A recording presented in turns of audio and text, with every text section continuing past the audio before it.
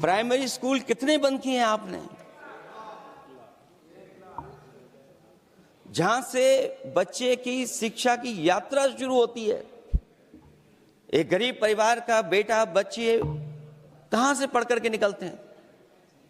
सबसे पहले प्राथमिक शिक्षा सरकारी स्कूलों से पढ़ करके निकलते हैं। हमारे बहुत सारे माननीय सदस्य होंगे, वो उन्हीं प्राथमिक विद्यालयों से पढ़ करके आज इस सदन तक पहुंचे होंगे। आपने सबसे पहले स्कूलों पे हमला किया और प्राइमरी से लेकर के नौकरी तक पे आपने हमला किया है।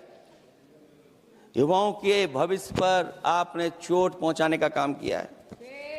और जो प्राइमरी स्कूल जो आपने बंद किए हैं, वो इसीलिए बंद किए हैं आपने कि पिछड़े, दलित और गरीब के वर्ग के परिवारों के बच्चे पढ़ लिख न जाएं। क्योंकि आज भी अगर हम देखते हैं प्राइमरी स्कूल में कौन पढ़ने जा रहा है? सबसे समाज के गरीब परिवार के बच्चे पढ़ करने जा रहे हैं। सबसे पहला हमला आपने वही किया, और इसीलिए किया क्योंकि नींव पर ही अगर हमला होगा तो ये आगे नहीं बढ़ पाएंगे। जो आंकड़े सरकार के बताए गए हैं, 1 लाख से ज्यादा सरकारी प्राइमरी स्कूल बंद कर दिए सरकार ने। और अगर ये बात गलत है तो हमें उम्मीद है सरकार इस पर भी जवाब देगी। और अगर हम आंकड़े निकालें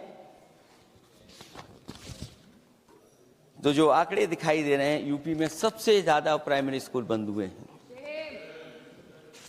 और ये सरकार के आंकड़े हैं कि 7 लाख से ऊपर विद्यालय थे जो अब 6 लाख रह गए हैं। और यूपी में तो सबसे ज्यादा बंद हुए हैं। उत्तर प्रदेश में 6,386 सरकारी प्राइमरी स्कूल बंद कर दिए सरकार ने। और केवल प्राइमरी स्कूल बंद नहीं किए हैं, नौकरी पे भी हमला किया है। 69,000 शिक्षक भर्ती को लेकर के बड़े पैमाने पर घोटाला किया गया। और घोटाला इतना बड़ा है कि वो सभी कोर्टों में गए हैं और पिछले कई वर्षों से आंदोलन कर रहे हैं। कोई स्थान नहीं बचा अध्यक्ष महोदय जहां पर वो शिक्षक भर्ती के लोग न गए हों। मंत्रियों के यहाँ गए हैं, आंदोलन किया है, हाई कोर्ट गए, सुप्रीम कोर्ट गए हैं।